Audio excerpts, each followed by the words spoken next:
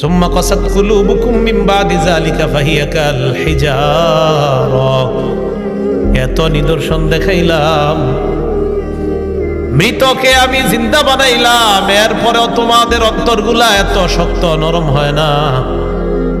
তোমাদের অন্তরগুলা এরপরেও শক্ত হয়ে গেছে। কেমন শক্ত? কায়াকাল হিজারা, পাথরের মতো শক্ত। ওয়া ইন্না মিনাল হিজারাতি লামা ইয়াতাফাজ্জারু মিনহুল আনহার। আল্লাহ বলেন কিছু পাথর আছে এমন, যেই পাথর থেকে নদী প্রবাহিত হয়ে যায়। ওয়া ইন্না মিনহা লামা ইয়াশাক্কাকু ফায়াখরুজু মিনহুল মা। কিছু পাথর ফেটে যায়, ফেটে সেখান থেকে পানি বের হয়। ওয়া ইন্না মিনহা লামা ইয়াহবিতু মিন খাশিয়াতিল্লাহ।